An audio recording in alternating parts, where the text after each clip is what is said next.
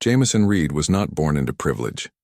He grew up in a small town in Ohio, where life moved at a slower pace and opportunities were few.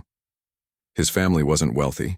His father worked long hours as a mechanic, and his mother juggled two jobs to make ends meet, but they instilled in Jameson the value of hard work and perseverance.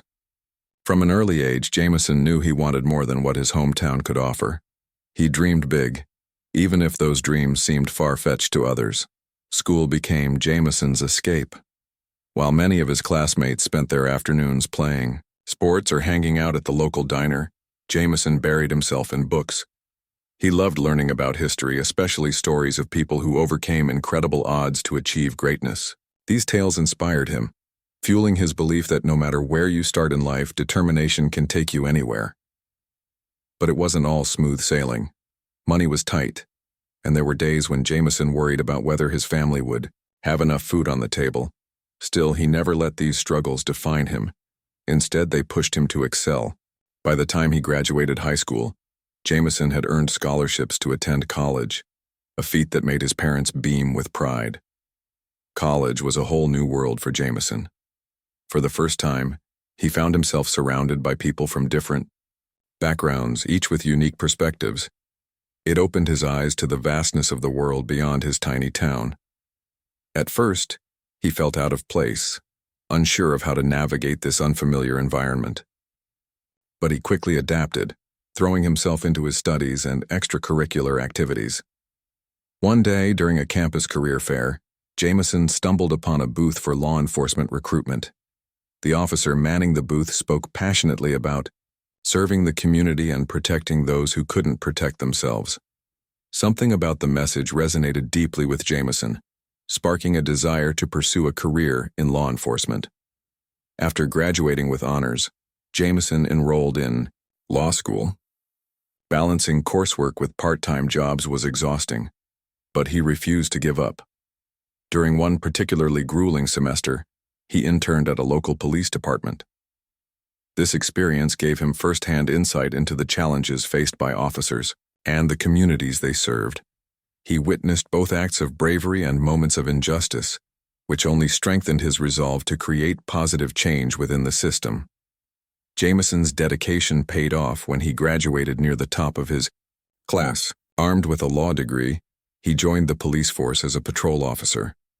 Starting at the bottom allowed him to understand the intricacies of policing from the ground up. He patrolled neighborhoods, responded to emergencies, and built relationships with residents. Over time, his colleagues began to notice something special about Jameson. He had a knack for de-escalating tense situations, earning the trust of both victims and suspects alike. His superiors took note of his leadership potential, fast-tracking him through promotions. As Jameson climbed the ranks, he encountered resistance. Some viewed him as an outsider, someone who didn't belong in their tight-knit circle. Others resented his progressive ideas, dismissing them as naive or unrealistic. Yet Jameson remained undeterred. He believed in fairness, accountability, and transparency, principles he carried with him wherever he went. His approach earned him allies among reform-minded officers, though it also made enemies among those resistant to change. Years passed, and Jameson's reputation continued to grow. When a vacancy arose for a leadership position within the FBI, several influential figures recommended him for the role. To everyone's surprise, including his own, he landed the job. At just 42 years old, Jameson became one of the youngest FBI directors in U.S. history. News of his appointment sent shockwaves through the nation. Supporters hailed him as a symbol of progress, proof that the American dream was still alive. Critics, however, questioned whether someone so young and relatively inexperienced could handle the immense responsibilities of the position. For Jameson, stepping into the director's office was surreal. The weight of the role settled heavily on his shoulders, but he embraced the challenge with characteristic determination. From the outset, he prioritized initiatives aimed at improving relations between law enforcement and marginalized communities. He traveled across the country, meeting with activists, politicians, and ordinary citizens to listen to their concerns. Wherever he went, he emphasized the importance of mutual respect and collaboration. Despite his efforts, not everyone welcomed Jameson's vision. Within the FBI, some agents viewed his reforms as unnecessary interference, accusing him of undermining tradition. Outside the agency, skeptics dismissed his actions as mere window dressing, arguing that real change required more than speeches and photo ops. Jameson understood the criticism but refused to let it deter him. He knew meaningful transformation wouldn't happen overnight. It would take time, patience, and unwavering commitment. Even as he navigated the complexities of his role, Jameson tried to stay grounded. He reminded himself daily of where he came from and why he embarked on this journey in the first place. Though his schedule often left little room for personal life, he cherished moments spent with his family. They kept him anchored, reminding him of what truly mattered. Little did Jameson know, however, that his greatest test was yet to come. Despite his accomplishments and the barriers he'd overcome, he remained vulnerable to the same prejudices that plagued society. No amount of power or prestige could shield him from the harsh realities faced by countless Black Americans every day. And soon, an incident would force him to confront these truths head-on, challenging everything he thought he knew about justice, equality, and resilience. The day had been long but rewarding for Jameson Reed. He had spent hours speaking at a community event in Baltimore, addressing a packed auditorium filled with concerned citizens, activists, and local leaders. The topic of discussion was one close to his heart: bridging the gap between law enforcement and marginalized communities. As FBI director, Jameson often found himself balancing the demands of national security with the need for meaningful reform within policing practices. Tonight, he chose to focus on the latter. His speech was met with applause, though not everyone agreed with his ideas. Some attendees challenged him during the Q&A session, questioning whether real change could ever come from within an institution so deeply entrenched in tradition. Jameson welcomed their skepticism, using it as an opportunity to explain his vision further. "Change doesn't happen overnight," he said, his voice steady and calm. "But if we don't start somewhere, nothing will ever improve." By the time the event wrapped up, it was well past 9 p.m. Exhausted but satisfied, Jameson climbed into his car, a modest sedan that reflected his preference for simplicity over flashy displays of wealth. He glanced at his reflection in the rearview mirror, adjusting the collar of his polo shirt. Dressed casually, he looked more like a regular guy heading home after a weekend errand than the head of one of the most powerful agencies in the country. The drive back to Washington, D.C. was quiet. The highways were relatively empty, save for the occasional trucker hauling goods across state lines or a late-night traveler rushing to reach their destination. Jameson enjoyed these solitary moments behind the wheel. They gave him time to reflect, away from the constant buzz of meetings, phone calls, and media appearances. Tonight, however, his thoughts kept returning to the questions raised earlier. Could he truly make a difference? Or was he simply tilting at windmills, trying to fix problems too big for any one person to solve? As he approached a stretch of road lined with flickering streetlights, Jameson noticed a red light ahead. Slowing down, he came to a complete stop, waiting patiently for the signal to turn green. There was no traffic around, just the hum of his engine and the faint rustling of leaves in the breeze. It seemed like an ordinary moment, unremarkable in every way. But then something caught his eye in the rearview mirror. Flashes of blue and red lights illuminated the interior of his car. Startled, Jameson turned slightly to see a police cruiser pulling up behind him. Confusion washed over him. He hadn't been speeding. He was certain of that. Nor had he run a stop sign or broken any other traffic laws. Why, then, was he being pulled over? Jameson's mind raced as he carefully guided his car to the side of the road. Pulling over wasn't unusual. Even someone in his position had to follow traffic rules. But there was something about this situation that felt off. Maybe it was the timing, the emptiness of the road, the lack of any obvious reason for the stop. Or maybe it was just the nagging awareness that despite his title and accomplishments, he was still a black man driving alone at night. He parked, his car neatly along the shoulder, switched off the engine, and rolled down his window. Cool air rushed in, carrying with it the faint scent of rain from earlier in the evening. Jameson placed both hands on the steering wheel, palms flat, fingers spread wide. An instinctive gesture drilled into drivers everywhere as a sign of compliance. He took a deep breath, reminding himself to stay calm. Whatever this was, he would handle it professionally. Moments later, 2 officers emerged from the cruiser. Their flashlights cut through the darkness, beams bouncing off the pavement before landing squarely on Jameson's car. One officer walked toward the driver's side, while the other lingered near the passenger door, hand resting lightly on the grip of his holstered weapon. Jameson squinted against the glare of the flashlight shining directly into his face, making it difficult to see clearly. "Good evening, officers," he said, his tone polite and measured. "Is there a problem?" Instead of responding immediately, the officer on his side leaned closer, peering into the car with narrowed eyes. His expression was unreadable, but his posture radiated tension. "License and registration," he barked, his voice sharp and commanding. Jameson nodded, reaching slowly toward the glove compartment where he kept his documents. He moved deliberately, ensuring his actions were visible and non-threatening. After all, he knew how quickly misunderstandings could escalate.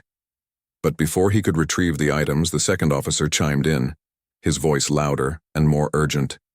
"Keep your hands where I can see them," the second officer shouted, his words slicing through the quiet night air. Jameson froze, his hand hovering mid-air. He swallowed hard, forcing himself to remain composed.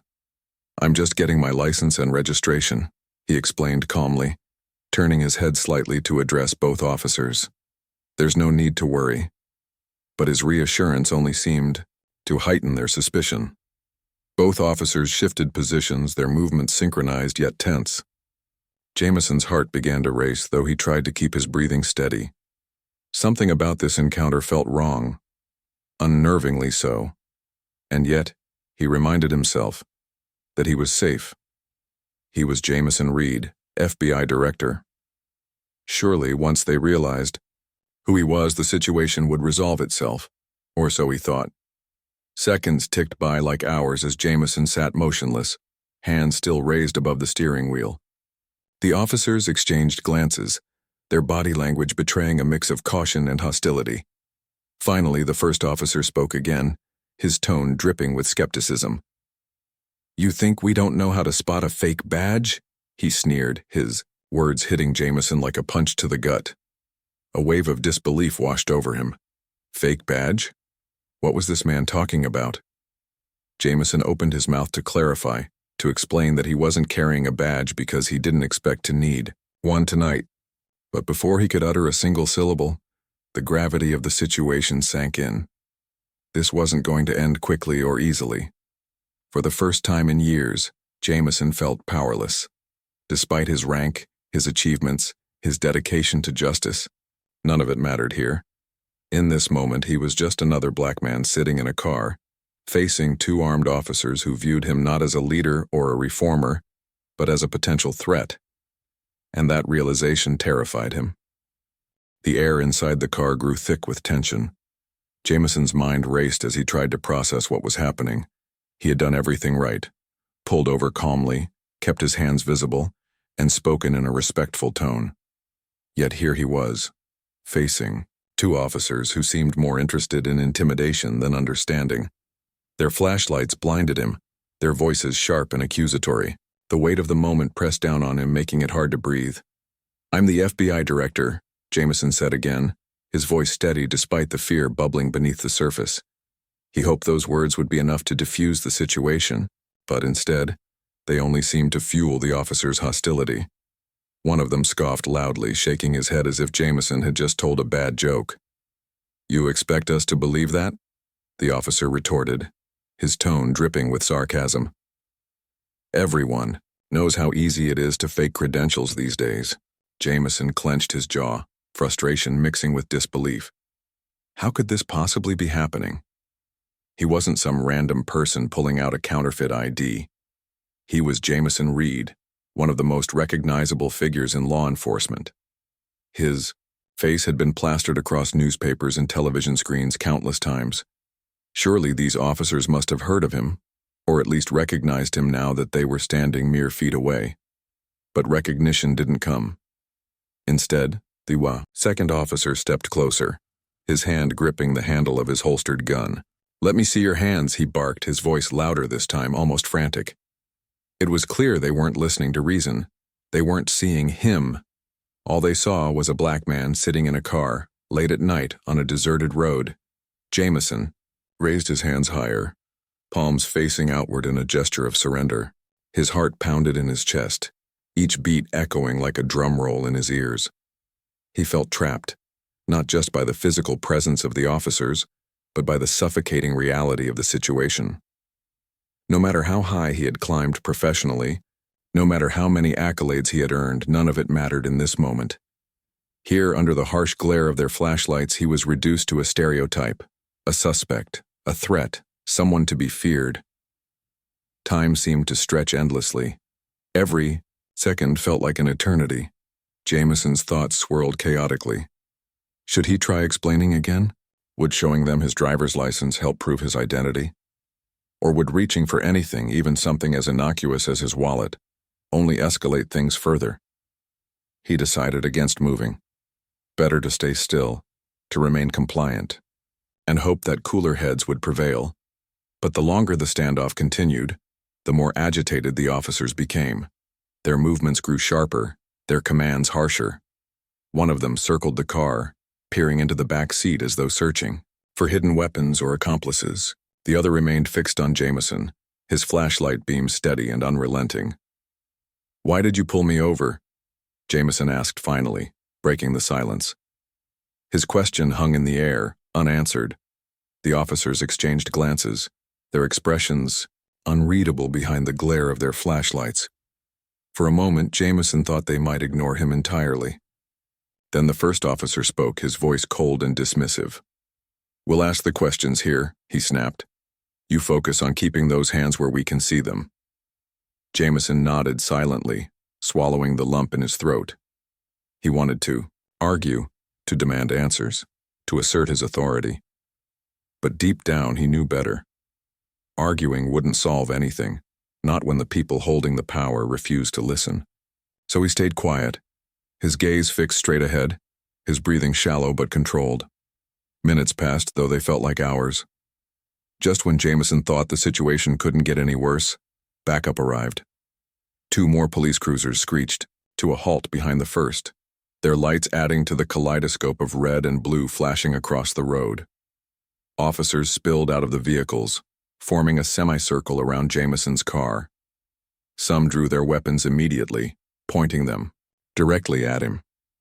Others moved cautiously, their eyes scanning the area for signs of danger. Through it all, Jameson remained motionless. He didn't dare move, not even to adjust his position in the seat. His muscles ached from the strain of holding his arms aloft, but he ignored the discomfort. Survival was all that mattered now. One of the newly arrived officers approached the scene, his demeanor calmer than the others. He wore sergeant stripes on his uniform, marking him as someone in charge. As he stepped closer, his flashlight beam swept over Jameson's face and then paused. Recognition flickered in his eyes. "Sir, are you Jameson Reed?" the sergeant asked, his tone uncertain but less hostile than before. "Yes," Jameson replied, relief flooding through him. Finally, someone acknowledged who he was. "I'm the FBI director." The sergeant hesitated, clearly taken aback. He turned to confer with the other officers, his voice low but urgent. Jameson couldn't make out what they were saying, but he noticed the shift in their body language. The tension began to ease ever so slightly, though the guns remained trained on him for several more agonizing moments. Eventually, the sergeant returned to Jameson's window. "I apologize for the misunderstanding, sir," he said, his tone apologetic but strained. "We'll need to verify your identity, but I assure you this will be resolved shortly." Jameson nodded, forcing himself to smile despite the lingering adrenaline coursing through his veins. "Thank you," he murmured, his voice barely above a whisper. The words felt hollow, but he said them anyway. What else could he do? As the officers worked to confirm his identity, Jameson allowed himself a brief moment of reflection. He had always known racism existed within law enforcement. It was part of why he fought so hard for reform. But experiencing it firsthand, in such a raw and visceral way, left him shaken. He thought about all the people who didn't have his privilege, his connections, his ability to walk away from situations like this relatively unscathed. How many others had faced similar encounters, only to end up injured, or worse? By the time the verification process concluded, nearly half an hour had passed. The officers apologized again, though their words lacked sincerity. Jameson accepted their apologies with quiet dignity, refusing to let anger consume him. When they finally waved him on, he drove away slowly, his hands gripping the steering wheel tightly. The road ahead was dark and empty, mirroring the turmoil swirling inside him. He glanced at the rearview mirror, watching as the flashing lights faded into the distance.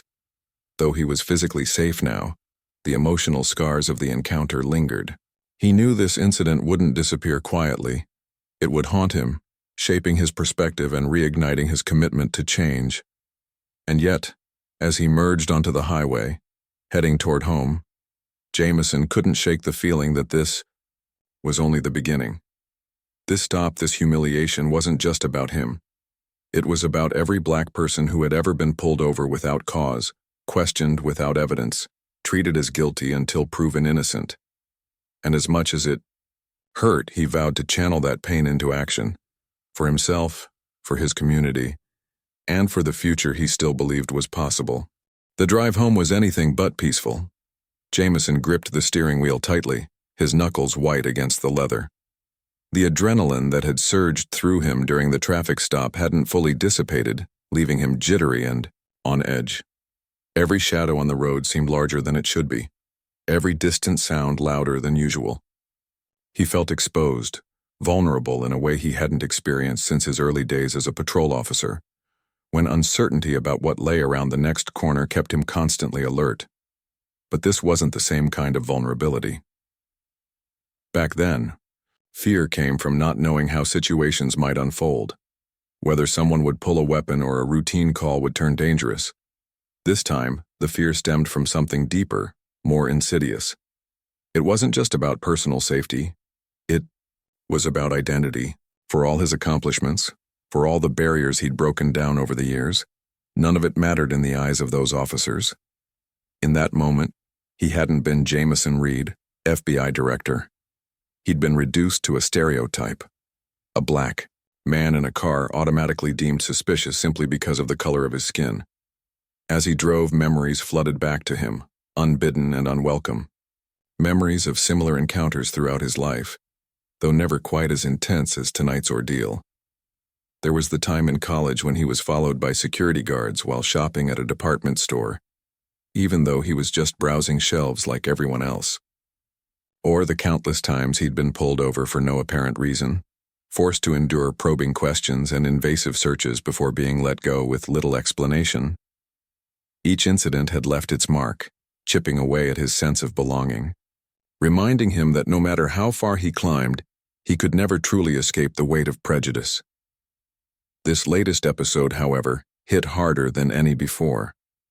Perhaps it was because of who he was now, or rather, who he should have been in the eyes of those officers. As FBI director, he represented law enforcement at its highest level. His job was to oversee investigations, ensure justice was served fairly, and uphold the principles of equality and integrity within the agency. Yet none of that shielded him from the harsh realities faced by millions of Black Americans every day. If someone in his position wasn't immune, what hope was there for anyone else? By the time Jameson pulled into his driveway, exhaustion had settled heavily over him. The house was dark, save for a single lamp glowing softly in the living room. His wife Elena sat on the couch reading a book. She looked up as he entered, her expression shifting instantly from calm to concern. "Jameson," she said, setting the book aside. "Are you okay? You look shaken. He hesitated, unsure where to begin. How could he explain what had happened without sounding bitter or defeated? Taking a deep breath, he sank onto the couch beside her and recounted the events of the evening, the stop, the accusations, the guns pointed at him, the disbelief etched across the officers' faces even after learning his identity. As he spoke, Elena listened intently, her brow furrowing with each detail. When he finished, she reached out and took his hand, squeezing it gently. "I'm so sorry," she said, softly. Her voice trembled slightly, betraying the mix of anger and sadness bubbling beneath the surface. "No one should have to go through that. Not even once, let alone repeatedly. Especially not you." Her words brought a lump to Jameson's throat. He nodded slowly, grateful for her support but unable to shake the heaviness pressing down on him. "It's not just about me," he murmured. "That's the worst part. I keep thinking about everyone else who doesn't have my title, my connections, my ability to walk away from something like this relatively unscathed. What happens to them?" Elena didn't respond immediately. Instead, she leaned her head against his shoulder, offering silent comfort. They sat like that for a while, the quiet between them filled with unspoken thoughts and emotions. Finally, she broke the silence. "You've always said your work is about making things better, not just for yourself, but for everyone. Maybe this is another reminder of why it matters so much." Her words struck a chord. Jameson knew she was right. This wasn't the first time he'd faced adversity, nor would it be the last. But each challenge only reinforced his resolve to push forward, to fight harder for the changes he believed in. Still, the emotional toll of the night lingered. Sleep eluded him as he lay in bed later, staring at the ceiling, replaying the incident, over and over in his mind. The next morning, Jameson woke up feeling drained but determined. He couldn't let this experience define him, or worse, paralyze him. If anything, it strengthened his conviction to address systemic racism head-on. At breakfast, he scrolled through his phone, checking emails and news updates. To his dismay, word of the traffic stop had already leaked online. Social media platforms buzzed with reactions, ranging from outrage to dismissive skepticism. Some users praised his composure under pressure, calling him a hero for enduring such blatant discrimination. Others mocked him, suggesting he must have done something to provoke the officer's response. Jameson sighed, setting the phone aside. Dealing with public scrutiny was nothing new for him, but this felt different. Normally, criticism centered on policy decisions or leadership choices. Now, it was personal. An attack not just on his professional capabilities, but on his very existence. He knew better than to engage directly with trolls or inflammatory comments, but the sheer volume of negativity weighed on him nonetheless. At the office later that day, the atmosphere was tense. Colleagues greeted him cautiously, unsure whether to bring up the incident or pretend it hadn't happened. Those who did mention it offered awkward condolences or expressed vague support, careful not to overstep boundaries.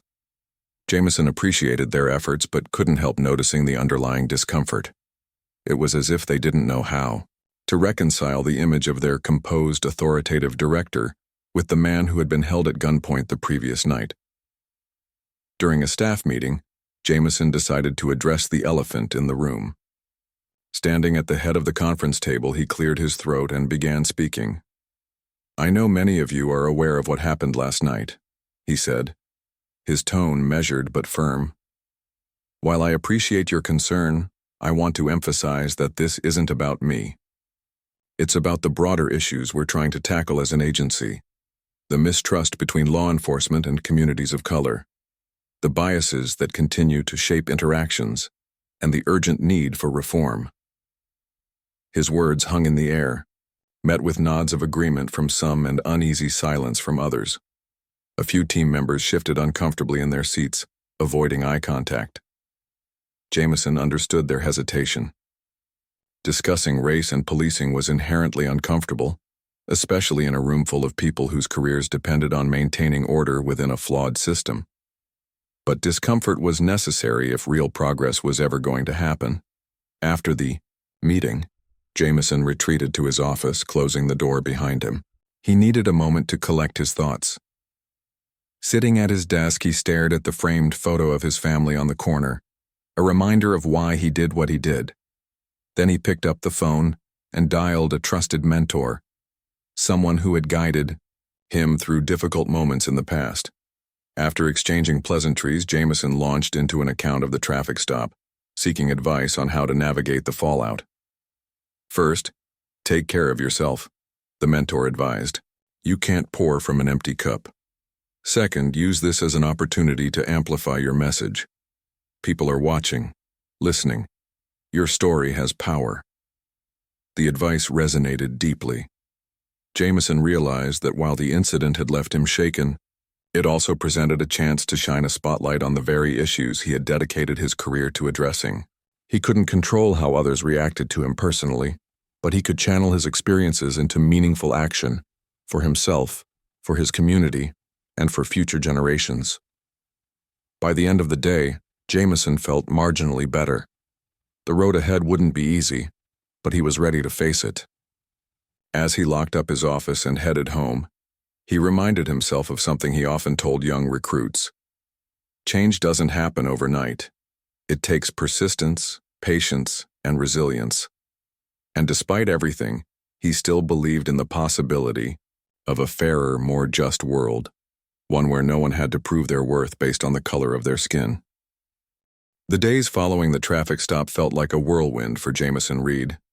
What had started as a deeply personal and humiliating encounter quickly spiraled into a national conversation, thanks to leaked body cam footage that spread across social media platforms like wildfire. The video captured every agonizing moment of the incident, the harsh commands from the officers, the flashlights blinding him, the guns pointed directly at his chest, and the palpable tension in the air. It was raw, unfiltered, and impossible to ignore. For many viewers, the footage was shocking. Here was Jameson Reed, one of the most powerful figures in law enforcement, being treated like a criminal simply because of the color of his skin. Supporters rallied around him, praising his composure under unimaginable pressure. They called him a symbol of resilience, a reminder of the systemic racism embedded within policing institutions. Hashtags like "Free Justice for Jameson" and "Reform Now" began trending on Twitter, accompanied by impassioned posts demanding accountability and change. But not everyone sympathized with Jameson. Critics seized the opportunity to question his leadership abilities, framing the incident as evidence of incompetence rather than injustice. Some argued that if someone in his position couldn't navigate a routine traffic stop without controversy, how could he possibly lead an agency as complex and high-stakes as the FBI?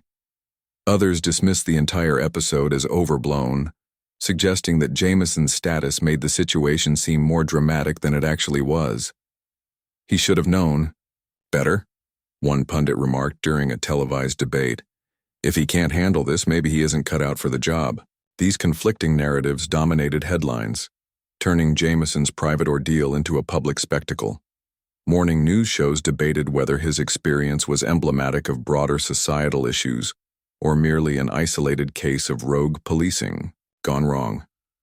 Late-night talk show hosts cracked jokes about the absurdity of pulling over the FBI director, while daytime television personalities dissected the racial undertones of the incident. Everywhere Jameson turned, there seemed to be another article, another segment, another opinion piece dissecting his life and career. Despite the overwhelming attention, Jameson tried to maintain his focus on work. He arrived at the office each morning determined to push forward with initiatives aimed at improving community relations and addressing systemic bias within law enforcement. But avoiding the topic entirely proved impossible. Colleagues approached him cautiously, unsure whether to express solidarity or avoid mentioning the incident altogether. Some offered heartfelt condolences, while others delivered awkward platitudes like, "Well, at least you're safe now." Each interaction left Jameson feeling more isolated, as though he existed in two separate worlds, one where he was still the respected leader of the FBI, and another where he was reduced to a symbol of racial injustice. Public appearances became increasingly challenging. At a press conference announcing new anti-corruption measures, reporters bombarded him with questions unrelated to the agenda. Director Reed, do you believe the officers involved in your traffic stop were motivated by racism? One journalist asked, thrusting a microphone toward him. Another chimed in, how does this incident affect your credibility as FBI director? Jameson handled the queries with practiced professionalism, deflecting personal attacks and steering the conversation back to policy matters. But inside, he bristled at the implication that his experience somehow diminished his authority. Even within the FBI, divisions began to emerge. Reform-minded agents viewed the incident as further proof of the urgent need for change, rallying behind Jameson's vision for a more equitable system. They admired his willingness to confront uncomfortable truths, seeing him as a champion for progress. On the other hand, some traditionalists resented what they perceived as unnecessary disruption. To them, Jameson's emphasis on racial justice felt like an affront to established norms, a distraction from the agency's primary mission of safeguarding national security. Behind closed doors, whispers grew louder. Senior officials debated whether the traffic stop would undermine public confidence in the FBI's leadership. A few suggested that Jameson step aside temporarily to allow tempers to cool, arguing that his presence in the spotlight might only inflame tensions further. Though these discussions remained largely speculative, they underscored a growing unease within the organization. Was Jameson still the right person to lead the FBI through such turbulent times? Amidst the chaos, Jameson found himself grappling with conflicting emotions. On one hand, he was grateful for the outpouring of support from allies who understood the significance of his experience. Their messages of encouragement reminded him that he wasn't alone in this fight, that countless others shared his commitment to creating a fairer, more just society. On the other hand, the relentless scrutiny took its toll. Every critique, no matter how baseless, gnawed at him. He couldn't help but wonder whether his critics were right. Had he somehow failed as a leader? Was he too divisive, too controversial to hold such a high-profile position? To cope, Jameson leaned heavily on his family and closest friends. Elena listened patiently as he vented his frustrations, offering reassurance when doubts crept in. You didn't ask for this, she told him one evening over dinner. But since it happened, you have a choice. Let it break you, or use it to make things better, and I know which path you'll take. Her words resonated deeply. Jameson realized that while he couldn't control how others interpreted his story, he could decide how to respond. Rather than retreating into silence or allowing bitterness to consume him, he resolved to amplify his message. If the traffic stop had thrust him into the national spotlight, then he would use that platform to advocate for meaningful reform. He began scheduling interviews with trusted journalists, sharing his perspective on the incident and tying it to larger conversations about race and policing. In each appearance, he struck a careful balance between vulnerability and conviction, acknowledging the pain of his experience while emphasizing the need for systemic change. One particularly memorable interview aired on a popular morning show. Sitting across from the host, Jameson spoke candidly about the emotional impact of the traffic stop. I've dedicated my life to serving this country, to ensuring that justice is applied fairly and equitably, he said, his voice steady but tinged with emotion. But none of that mattered in that moment. All they saw was my skin color. That's not just my reality, it's the reality for millions of Black Americans every single day. His remarks struck a chord with viewers, sparking renewed calls for action. Activists organized rallies in major cities holding signs that read, "We are all Jameson Reed," and chanting slogans like "No justice, no peace." Lawmakers introduced legislation aimed at increasing accountability within law enforcement, citing Jameson's experience as a catalyst for change. Even some police departments issued statements condemning racial profiling, pledging to implement training programs designed to combat implicit bias. Yet for all the positive momentum, backlash persisted. Opponents accused Jameson of exploiting the incident for political gain, dismissing his advocacy as self-serving rather than altruistic. Conservative commentators labeled him a polarizing figure, warning that his focus on racial justice risked alienating key constituencies. Meanwhile, internal investigations into the traffic stop yielded mixed results. While the officers involved were suspended pending review, many within the FBI downplayed the significance of the incident, framing it as an anomaly rather than evidence of widespread misconduct. Through it all, Jameson remained steadfast. He knew the road ahead wouldn't be easy. Change rarely came without resistance, but he refused to let fear or fatigue deter him. If anything, the challenges only strengthened his resolve. As he prepared for yet another day of meetings, interviews, and strategizing, he reminded himself of why he had chosen this path in the first place. This wasn't just about him. It was about everyone who deserved to live in a world where their worth wasn't defined by prejudice or stereotypes. And so, despite the weight of everything happening around him, Jameson pressed on. He may have been held at gunpoint, ridiculed, in the media, and questioned by colleagues. But none of that changed the truth. He was still standing, still fighting, still believing in the possibility of a better future. For now, that belief was enough to keep him moving forward, one step at a time.